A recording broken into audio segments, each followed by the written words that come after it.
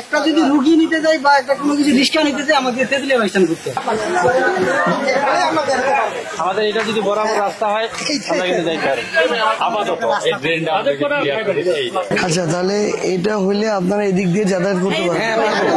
আর এখন আপনারা করেন কি ওই দিক দিয়ে? এখন কোনো রাস্তায় নেই ওই দিক দিয়ে। মানে এটা একটা পৌরসভার ওয়ার্ড দেখে মনে হচ্ছে ছিটমহল।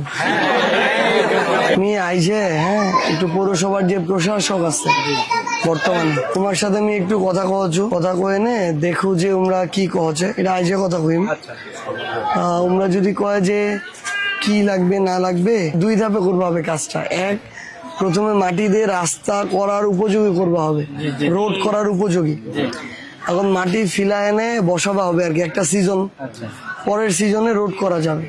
কারণ রোড তো নাইলে রইবেনি নরম দিকে। এরপরের বার আসলে কোনো একটা আপডেট নিয়ে আসবো কিভাবে কি করা যায়। আর এটা স্ল্যাব দিয়ে ওই পর্যন্ত একটা ব্যবস্থা করতে যে খুব বেশি টাকা দরকার এমনও না। আমি এটা যে কোনো ভাবে আমি ইনশাআল্লাহ করবো।